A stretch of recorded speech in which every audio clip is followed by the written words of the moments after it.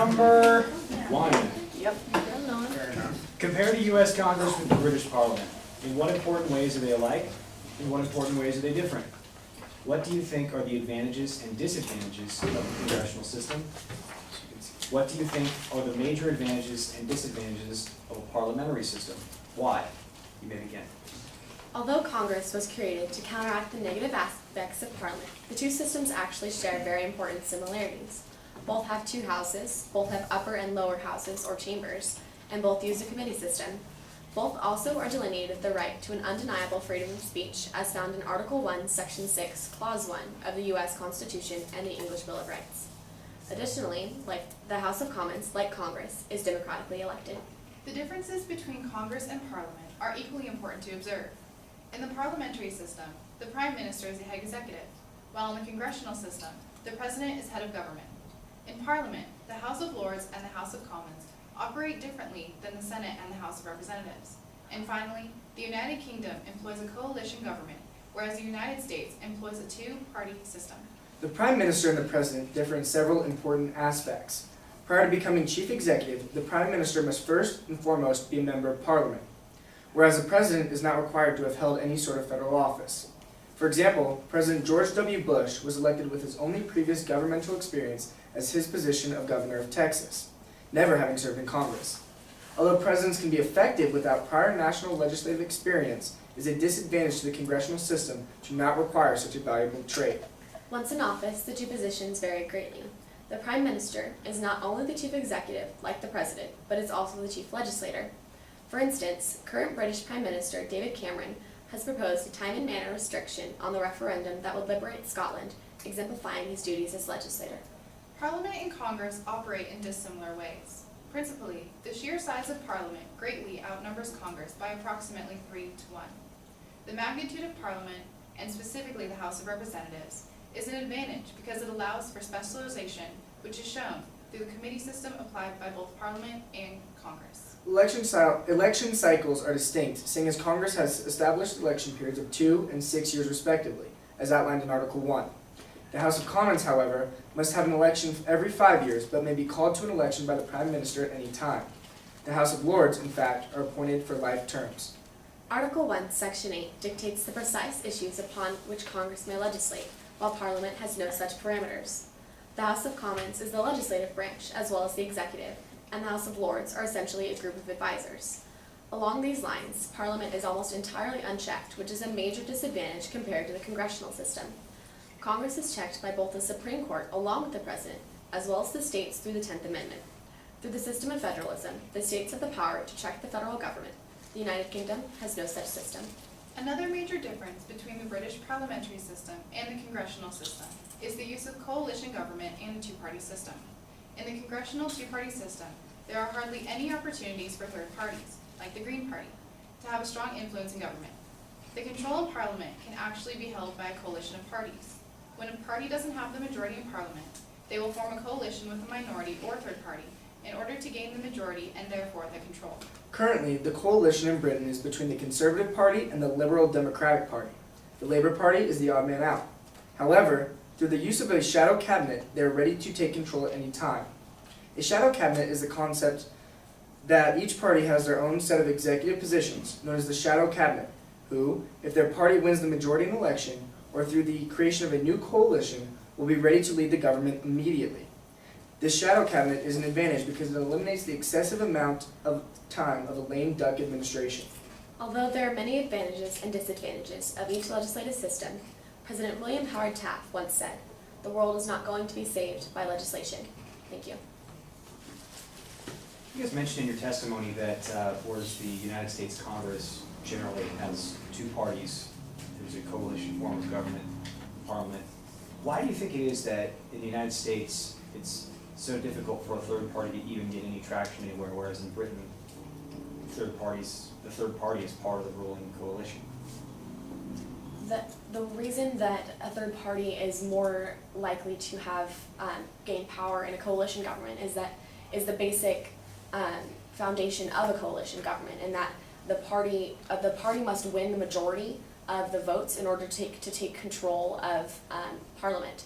And when a single party doesn't have control, doesn't have the majority. For example, in Britain right now, there was the Liberal Democratic Party and the Conservative Party, neither of them, which are the bigger parties, or the Labour Party and the Conservative Party, which were the bigger parties, didn't have majorities. So they were vying with the Liberal Party, which was smaller, in order to get that majority.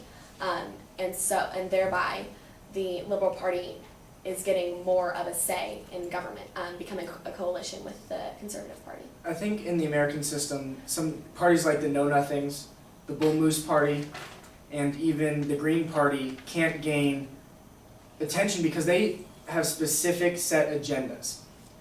For example, the Green Party is based specifically on environmental concerns, whereas the Democratic and the Republican Party kind of have a broader spectrum, so people can relate to them more easily. And then I think in Britain, the reason that it can be completely easier for third parties is that their elections are proportional representation, which is the idea that if a party gets 15% of the vote, they get 15% of the members in Congress, or in their parliament, excuse me. And in our system, you just have to get a majority of the votes, or even 49% of the votes, and then the other party gets 44. So that's the biggest difference. Going off of what my colleague Keegan said, just because we have Republicans and Democrats as the United States, smaller parties, as in he said, the Green Party, can get their voice out there by, especially the Democrats, because the Green Party is more likely going to side with the Democrats and helping the environment and whatnot, and the Democrats as a whole need their votes, so they're going to help the Green Party. Is a parliamentary system or a congressional system closer to the people? I would say that a parliamentary system is closer to the people, specifically when it comes to representation, because of the proportional representation that I just mentioned. But with the executive, it is completely the congressional, because they have the direct say through the electoral college, so maybe not completely direct, but they have the most direct way to the executive, whereas in the parliamentary system, the executive comes only from the legislature. I would also say the parliamentary system because, the congressional system, because in Parliament, you can have representatives in the House of Commons or the House of Lords that come from random places like Scotland or whatnot. Here, people in the House are people that are representatives from individual states, that people in the states have put them there, representing the people as a whole. I would agree that the congressional system is closer to the people, in that in Britain, oh my goodness. You vote for your party and you don't vote for a specific candidate. So thereby you are voting for the values of the party and not necessarily a person. So if somebody was not necessarily representing your area, your region, and they were just a part of your party, you really had no say in whether they were a part of it, whether they were making the decisions or not. I think a great example of this is former British Prime Minister Winston Churchill, who represented an area of Scotland when he had never even been to Scotland. You guys talked in your testimony about the size of both the House of Lords and the House of Commons. The United States, which Great Britain can fit into how many ever times over, only have 535 voting members. Is this a problem in the United States? Should we have more representation in the House of Representatives and even in the Senate, maybe adding a third or fourth senator to each state to represent the people, to have maybe more parties, to have more of a say in truly what is a democracy or a republic form of government? In the parliamentary system, they have so many people as compared to us, as we've said, and they also get legislation and bills passed a whole lot faster than we do. So I'd have to say that with more representatives in the House, that we probably would be able to get it done a lot faster if we use the parliamentary system as a guide. I completely disagree with my colleague in that if we add more members to Congress, the way that our congressional system works, more members would not be productive. Congress would be completely overrun with people, and there would be complete gridlock as there is right now. Congress can't really pass any legislation. We can see this by the super committee that was created to handle the deficit problem and the budget crisis, and they basically fumbled the ball on that one. But if we add more members to Congress, it will be complete stalemate. There's a current movement in Washington D.C. No taxation without representation. Washington D.C. is not being represented as an area in the Senate or the House of Representatives. They have a member, but it's not a voting member. Same with Puerto Rico and all the other U.S. territories. If we were to expand, that's where it needs to expand, on those people that our laws affect but don't get a vote. Because that's what we fought for in the American Revolution, was to have a say in our government, and they are not having a say currently. No, go ahead. Kind of going off his thing, what are the advantages to having a bicameral legislature, such as Congress and Parliament, versus only one house? Well, in Parliament, they essentially don't have a bicameral legislature. They do, by technical definitions, the House of Lords, however, are basically just a bunch of old men who advise the Queen, or they hang out and discuss issues, or advise the House of Commons. But I believe that a bicameral legislature is valuable in that you can have discourse in the two houses in order to actually have things to do, as opposed to in Britain. The biggest advantage of this is that a bill has to go through both houses. So the littler states, like something like a Delaware or a Nevada with not a lot of representatives in the House of Representatives, can have a bigger say in the Senate. And that's why the bicameral legislature was set up, to give that small representation to the states. I make the longest man in history. It's actually 2. I brought a Good. little bit of that passion, you told me to. Go ahead, feedback. Go ahead, no, Okay, with just one thing with the testimony, the shadow cabinet sentence, you kind of say shadow cabinet not only too many times, but you say a shadow cabinet is this, that is a shadow cabinet. Yeah, I noticed that too. Okay. Specific, Oh, Specific shadow and cabinet. then It's a shadow also, cabinet. Well, it's a shadow cabinet. okay. and with the third parties, in your testimony, did you guys, you said it was harder for the United States third party to gain ground, is that what you said? Correct. Okay, good, sorry, I just making sure. I thought, in some of the answers, I thought they were all actually really good, I just thought sometimes you went on a little too long. Maybe, sometimes it was individually you went on too long, sometimes as a group you went on too long. The one thing it's more of a question with ministers and stuff, they're appointed like department heads, right? They're elected? You tell them. With Yeah. prime ministers, they No, not prime ministers. no, Prime but ministers they are they appoint their cabinet, And Okay. the cabinet comes and the from. cabinet has to come from the legislature of Parliament. Oh, Okay, so I know just from all my experiences with, British culture and stuff, I always noticed that those ministers they play a large role in people's lives. I hear people complaining more about the ministers than the actual houses, so I don't know if that's something to consider. I always hear Ministry of Transportation, I hate them, stuff like that. Speed I hate cameras them. are awesome. The Minister of Magic. Yeah, seriously, there you go. Okay. So yeah, that's all I You pulled that one. I can't believe you went there. Okay, I've gone here. Okay, Budge.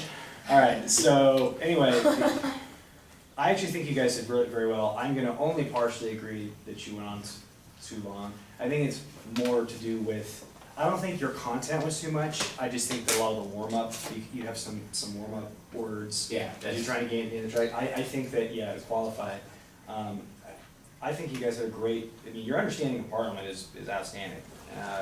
And Finally. thank you. I think it's very good. It was very good. The question about the multi-party system versus the two-party system, and Keegan finally got to the ultimate, like, Kayleen, your answer was great. And it started talking about, the surface level of the whole coalition building, but I'm talking about how they get there in the first place in terms of electing more than one party. And really, the reason why we don't have a third party in the United States is the idea of first past the post. Is that as long as the first most votes wins, okay, whether it's 35% or 40%, and it's winner take all. So, whereas in the proportional system in Britain creates incentive, it allows for an incentive for a third party to rise, because if they only get 22% of the votes, they get 22% of the seats. If a third party candidate gets 22% here in the United States, he gets nothing. Yeah. And the other thing about that is, and something you guys know, is who has all the control in the party systems in Great Britain? The parties. The parties. Do people run for office? No, they get No. appointed by Yeah, the you party. get appointed by They get the appointed by the party. Part of the list. That's- part of the list. That's something else you gotta do because you see a lot of people who are running for third party candidates, and you're like,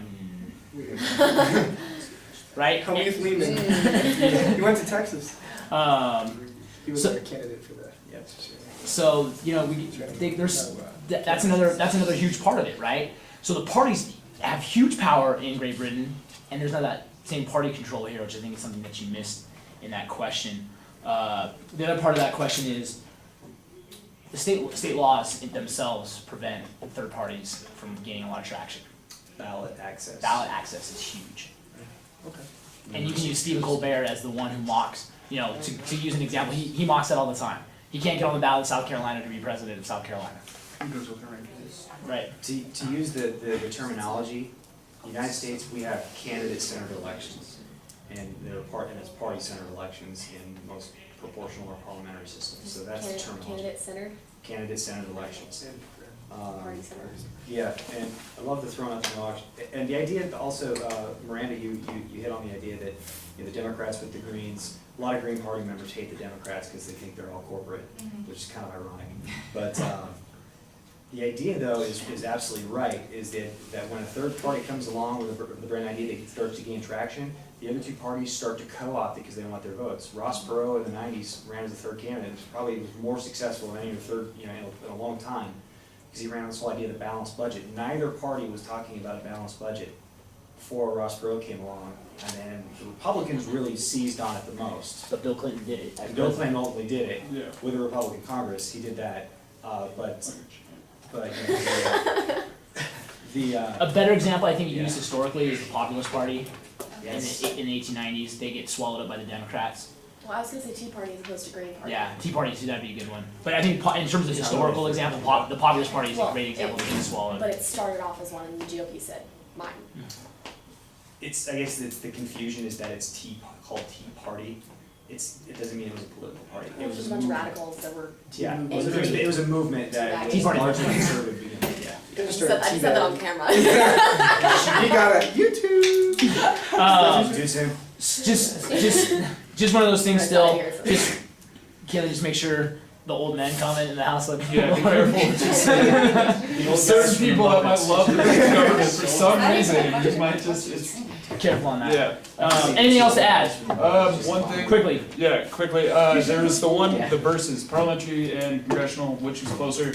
I know it's harder with three people, but try and vary, try and hit another side, because they wanna know which one's closer, and if you give one side of an argument. They did. Everything. They did. I got No, I think they all. The House this Representatives. and this and this. You guys didn't talk about the House Representatives. Well, yeah, that, but I think they all hit and said congressional's closer, I'm pretty sure. No, they He hit said Parliament. no. He Oh, said you did Parliament? Okay, I said maybe I missed that first I part. said Parliament in the legislature, executive, no. Use the term contiguous geographical districts. Sorry, what? Contiguous, Proliferation of contiguous globalization. geographical districts. Geographical districts. The fact that you're representing this chunk of land and everybody who lives within this chunk of land. Okay. That is something that's very unique to our system.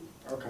Yeah, at least Okay, nowadays. yeah, that was a big thing. And just make sure, when you talk about that you explain, you got there, but you weren't very clear on what you were trying to say with that. In terms, they have to live here. Okay, just make sure. What was our time? 3:42. It's probably longer than that because I was late. It was like 350. Yeah, it's probably 3:50. Yeah.